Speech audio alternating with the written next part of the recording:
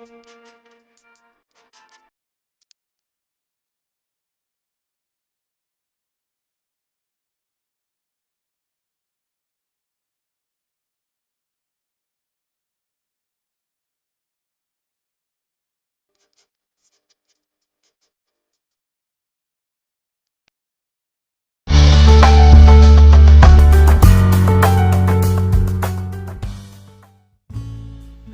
Every one, welcome to happy homes by അഖില.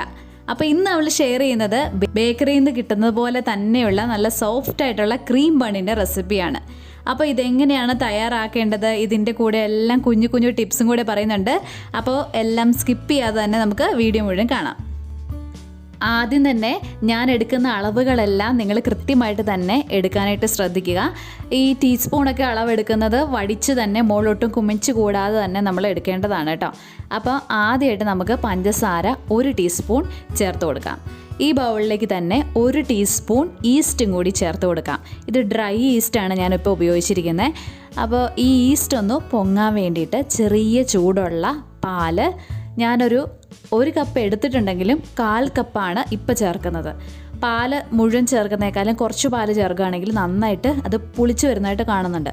അതുകൊണ്ടാണ് ചെറിയ അളവിൽ പാല് ചേർത്ത് കൊടുക്കുന്നത്. അപ്പോൾ ബാക്കി പാല് നമുക്ക് മാറ്റി വയ്ക്കാം. ഇത് ചെറിയ ചൂടുള്ള പാലാണ്, കുഞ്ഞു വാവകൾക്കൊക്കെ കൊടുക്കുന്ന ആ പാകത്തിനുള്ള ചെറിയ ചൂടുള്ള പാല്.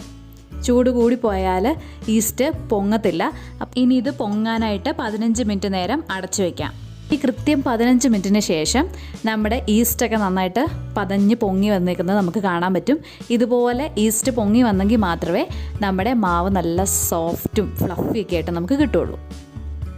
ഇനി നമുക്ക് നമ്മുടെ മാവ് കുഴയ്ക്കാൻ ആവശ്യമായ വിശാലമായ ഒരു പാത്രം എടുക്കാം. ഇതിലേക്ക് 3 ടേബിൾ സ്പൂൺ പഞ്ചസാര ചേർത്ത് കൊടുക്കണം. ഇനി 3 ടേബിൾ സ്പൂൺ തന്നെ ബട്ടർ ചേർത്ത് കൊടുക്കണം. ബട്ടർ ഇല്ലെങ്കിൽ വെജിറ്റബിൾ ഓയിൽ ആയാലും മതി, പക്ഷേ ബട്ടറും ചേർക്കുമ്പോഴാണ് കുറച്ചുകൂടെ ടേസ്റ്റ് വരുന്നത്. ഇനി 2.5 കപ്പ് മൈദയും കൂടെ ചേർത്ത് കൊടുത്ത് ചെറുതായിട്ടൊരു സ്പൂണിനൊന്ന് മിക്സ് ചെയ്ത് കൊടുക്കാം. ഇനി കുറച്ചും കൂടി ഒന്ന് യോജിച്ച് കിട്ടാൻ വേണ്ടിയിട്ട് നമ്മൾ എടുത്ത് വെച്ചിരിക്കുന്ന 1 കപ്പ് പാലിലെ 1/4 ഭാഗം നമ്മൾ ഈസ്റ്റിന് ഉപയോഗിച്ചല്ലോ, ബാക്കിയുള്ള കുറച്ച് ഭാഗം പാല് ഇപ്പം നമുക്ക് ഇതിലേക്ക് ചേർത്ത് കൊടുക്കാം. ഇനി കൈ കൊണ്ടും കൂടി ഒന്ന് നന്നായിട്ട് മിക്സ് ചെയ്തെടുക്കുക. നല്ലോണം ഇപ്പോൾ കുഴയ്ക്കണമെന്നില്ല. ഇനി നമുക്ക് ഈസ്റ്റ് പൊങ്ങി നമ്മുടെ കയ്യിലിരിക്കുന്ന ആ ഒരു മിക്സ് ഉണ്ടല്ലോ, അത് ഇതിലേക്ക് ചേർക്കാം.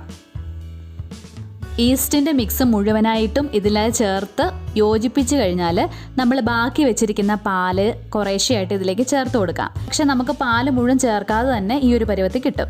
അപ്പോൾ നമുക്ക് വിരൽ കൊണ്ട് ചെറുതായിട്ട് ഇങ്ങനെ കുഴിയൊക്കെ ഉണ്ടാക്കിയിട്ട് ഇതിലേക്ക് ആ പാലൊക്കെ ചേർത്ത് കൊടുത്ത് വീണ്ടും കുഴച്ചെടുക്കാം. ഇങ്ങനെ 2 തവണ ഞാൻ ചെയ്തു. അപ്പോൾ നല്ല സോഫ്റ്റ് ആയിട്ടുള്ള മാവ് നമുക്ക് കിട്ടുന്നുണ്ട്. പക്ഷേ ഇത് കുറച്ച് ഒട്ടിപ്പിടിക്കുന്ന മാവാണ്. ഇനി നമുക്ക് ഇതിലേക്ക് ആവശ്യത്തിനുള്ള ഉപ്പും അതുപോലെ തന്നെ 1 ടേബിൾ സ്പൂണോളം ബട്ടറും കൂടെ ചേർത്ത് കൊടുത്ത് നന്നായിട്ട് കുഴച്ചെടുക്കണം. ഇത് കുഴയ്ക്കുന്നത് ഒരു പ്രത്യേക രീതിയിലാണ്. നമ്മൾ ഒരു വശത്തേക്ക് വലിച്ച് കൊടുത്തിട്ട് അവിടെ നിന്ന് തിരിച്ച് മടക്കിയെടുക്കുക. അങ്ങനെയാണ് നമ്മൾ ഈ മാവ് കുഴച്ചെടുക്കുന്നത്. ഇങ്ങനെ ഒരു 10 മിനിറ്റോളം കുഴയ്ക്കുവാണെങ്കിൽ വളരെ നല്ല സോഫ്റ്റായിട്ടുള്ളൊരു മാവ് നമുക്ക് കിട്ടും. അതുപോലെ മാവ് നമ്മൾ ഇനി മൂടി വയ്ക്കുകയാണ്. മൂടി വയ്ക്കുന്നതിന് മുമ്പായിട്ട് ഒരു ബോളിൻ്റെ ഷേപ്പിൽ ആക്കിയെടുക്കണം. ബോളിൻ്റെ ഷേപ്പിലാക്കിയെടുക്കുമ്പോൾ പുറമേ പുള്ളിയും കുഴികളൊന്നും ഇല്ലാത്ത രീതിയിൽ വേണം നമ്മൾ ബോളാക്കിയെടുക്കാനായിട്ട്. ബോളാക്കുമ്പോൾ ഇങ്ങനെ വലിച്ച് അകത്തേക്ക് ആക്കി ഇടുകയാണെങ്കിൽ നല്ല റൗണ്ട് ഷേപ്പിൽ തന്നെ നമുക്ക് കിട്ടും. മേൽഭാഗത്ത് വലിയ ചുളിവൊന്നും ഉണ്ടാവില്ല. അതുപോലെ ഇതിൻ്റെ മേൽഭാഗം ഡ്രൈ ആകാതിരിക്കാനായിട്ട് കുറച്ച് ബട്ടറോ അല്ലെങ്കിൽ വെജിറ്റബിൾ ഓയിലോ ഏതാണോ നമ്മൾ ആദ്യം മുതൽ യൂസ് ചെയ്യുന്നത് അത് തന്നെ ഇതിൻ്റെ മേളിലൊന്ന് തടവി കൊടുത്തിട്ട് മേലെ ഒരു നനഞ്ഞ തുണിയിട്ട് ഇത് പൊങ്ങാനായിട്ട് 3 മണിക്കൂർ നേരം മാറ്റി വയ്ക്കുക. ഇനി 3 മണിക്കൂറിന് ശേഷം നമ്മൾ കാണുന്ന കാഴ്ചയാണിത്. ഇത് എത്രത്തോളം പൊങ്ങിയെന്നറിയാൻ വേണ്ടിയിട്ട് ആദ്യത്തെ ഒരു ഫോട്ടോയും കൂടെ വെക്കുന്നുണ്ട് കേട്ടോ. അപ്പോൾ നന്നായിട്ട് എയറൊക്കെ കയറിയാണ് നിൽക്കുന്നത്. അപ്പോൾ ഇതിൻ്റെ അകത്ത് ചെറിയ ചെറിയ ബോൾസാക്കി നമുക്ക് മാറ്റണം. ഇനി ഈ ബോൾസ് ആദ്യം തന്നെ നമ്മളൊന്ന് ഈക്വൽ പോർഷനായിട്ട് ഡിവൈഡ് ചെയ്ത് വെച്ചാൽ ഒരേ ഷേപ്പിൽ തന്നെയുള്ള ബണ്ണ് നമുക്ക് കിട്ടും.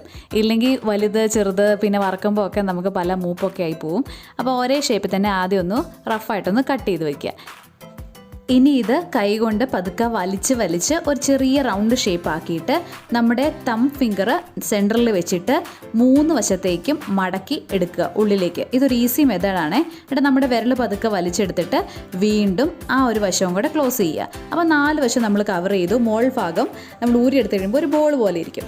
ഇനി അതൊന്ന് കൈകൊണ്ട് പതുക്കെ ഷേപ്പ് ചെയ്തെടുത്തിട്ട് നമ്മുടെ ബോള് കൈയുടെ അകത്ത് ഇതുപോലെ വെച്ചിട്ട് ഒന്ന് പ്രസ് ചെയ്ത് അടിയിൽ നിന്ന് കൊടുക്കുക. അപ്പോൾ കുറച്ചും കൂടെ നല്ല ഷേപ്പിൽ നമുക്ക് കിട്ടും. അതുപോലെ മിച്ചം വരുന്ന പോർഷനും കൂടെ അടിയിൽ കൂടി ഇങ്ങനെ തള്ളി കൊടുക്കുക. ഇനി അടിവശം നന്നായിട്ട് ഒന്ന് പെർഫെക്റ്റ് ആയിട്ട് ക്ലോസും കൂടെ ചെയ്ത് കൊടുക്കുക.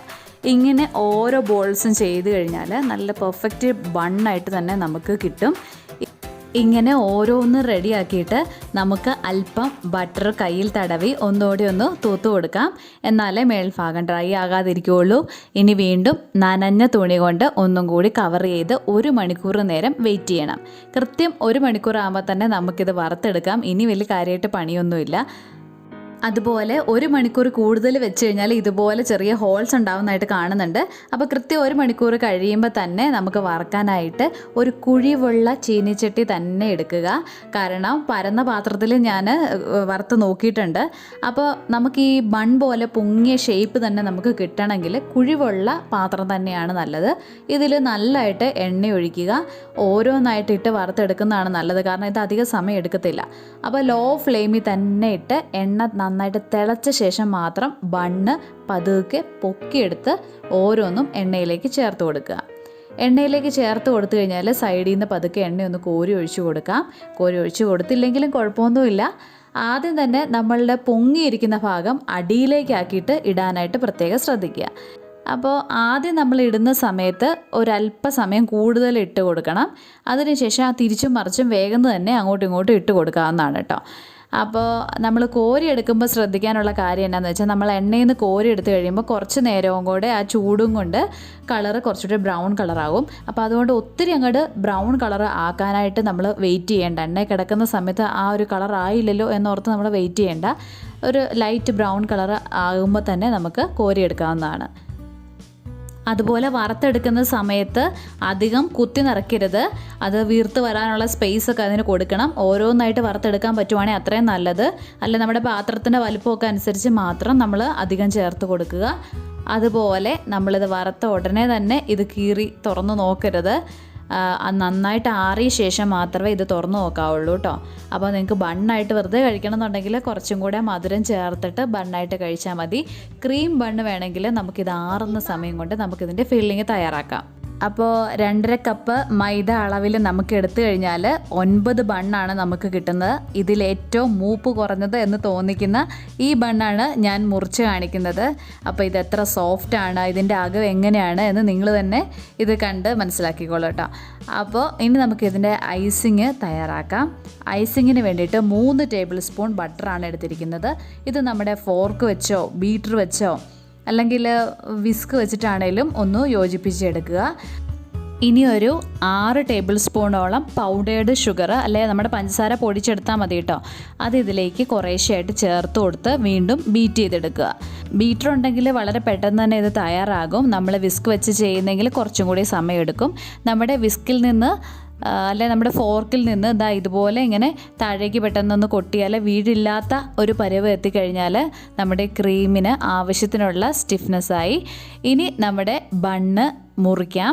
ബണ്ണ് മുറിക്കുമ്പോൾ 1/4 ഭാഗം വരെ മുറിച്ചാൽ മതി, മുഴുവനായിട്ടും വിടിയിക്കേണ്ട. ഇതിലേക്ക് 1.5 ടേബിൾ സ്പൂണോളം ഒക്കെ ക്രീം തേച്ചാൽ കറക്റ്റായിരിക്കും. എന്നിട്ട് അതൊന്ന് പ്രസ് ചെയ്ത് കൊടുക്കുക. ഒത്തിരി ക്രീമായി കഴിഞ്ഞാൽ പുറത്തേക്കൊക്കെ ചാടി കഴിഞ്ഞാൽ നമ്മൾ തൂക്കാൻ നോക്കിക്കഴിഞ്ഞാൽ അതൊക്കെ അവിടെ പറ്റി പിടിച്ചിരിക്കും. അതുകൊണ്ട് അതിനൊരു ഭംഗി കാണത്തില്ല. അതുകൊണ്ട് കൃത്യമായിട്ട് തന്നെ അളവിൽ അതിൽ ചേർത്ത് കൊടുക്കുക. അപ്പോൾ എല്ലാവരും ഇനി ക്രീം ബണ്ണ് വീട്ടിൽ തന്നെ ഉണ്ടാക്കി നോക്കുക. അതുപോലെ എല്ലാ കാര്യങ്ങളും തന്നെ ഇതിനകത്ത് ഇപ്പോൾ പറഞ്ഞു തന്നിട്ടുണ്ട്.